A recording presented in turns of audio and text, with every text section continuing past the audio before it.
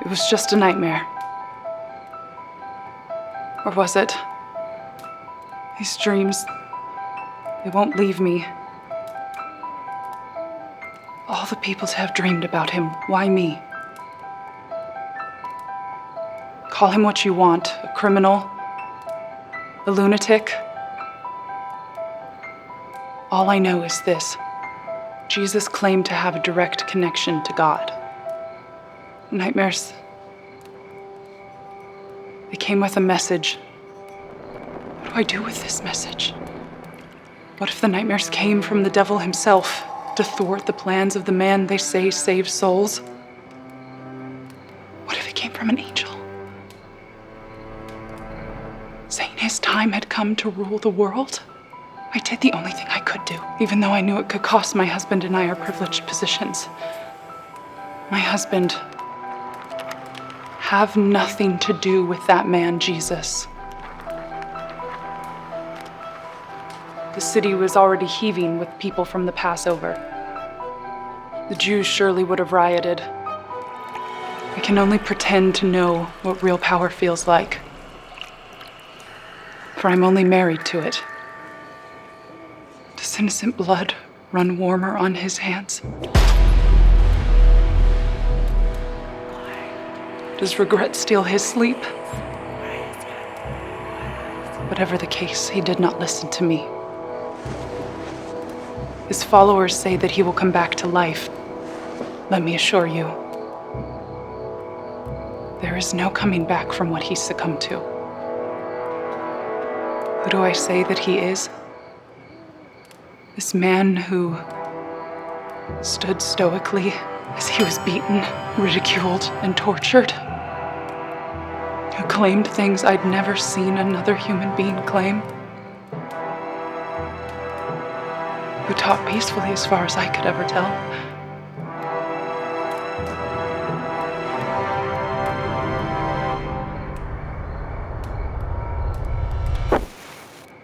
I have no idea who he was. But it doesn't matter. He's dead. Death by execution on a cross on Good Friday. This was to be the outcome as Jesus was tried by the Roman governor of Judea, Pontius Pilate. It was a death not because there was evidence to convict Jesus as guilty of any crime or any wrongdoing. It was a death not because the powerful political, religious authorities pressed Pilate for it. No, it was a necessary death that had been planned by God the Father for his Son, for the benefit of our life, our soul, and eternal destiny today. Yes, this is true.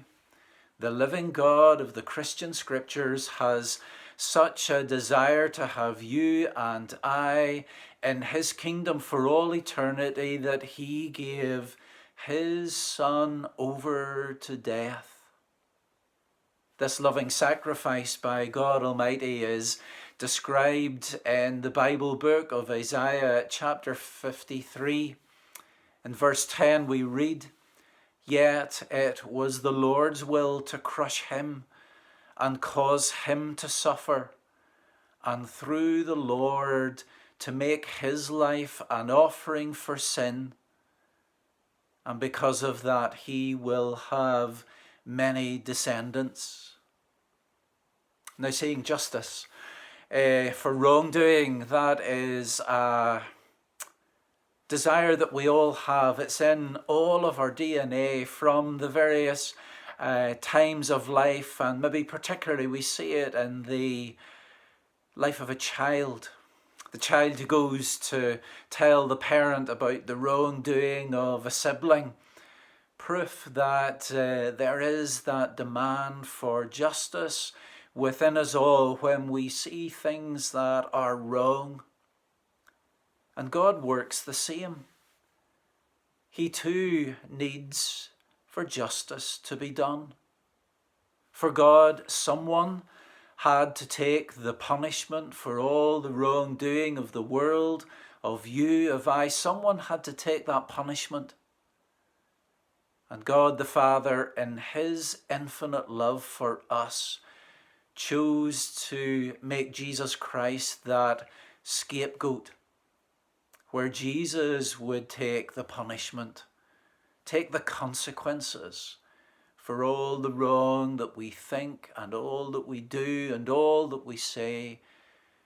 God the Father made his Son that scapegoat to take the punishment so we don't have to. Claudia was right to ask in the little dramatization, who is this Jesus? And she was also right to hold the belief that he did suffer for us, that he does give peace, that he does save from the consequences of sin. But death, it couldn't handle Jesus Christ. And the grave could not hold him. Resurrection on Easter Sunday morning means that death is a defeated enemy. But Jesus' death was a necessary death so that you and I can be forgiven, so that we can be set free of all those consequences. Meanwhile, Jesus stood before the governor, and the governor asked him, "Are you the king of the Jews?" "You have said so," Jesus replied. When he was accused by the chief priests and the elders, he gave no answer. Then Pilate asked him, "Don't you hear the testimony they're bringing against you?" But Jesus made no reply, not even to a single charge, to the great amazement of the governor. Now it was the governor's custom at the festival to release a prisoner chosen by the crowd. At that time they had a well-known prisoner whose name was Jesus Barabbas. So when the crowd had gathered, Pilate asked them, "Which one do you want me to release to you, Jesus Barabbas or Jesus who is called the Messiah?" For he knew it was out of self-interest that they had handed Jesus over to him. While Pilate was sitting on the judge's seat, his wife sent him this message: "Don't have anything to do with that innocent man, for I have suffered a great deal today in a dream because of him."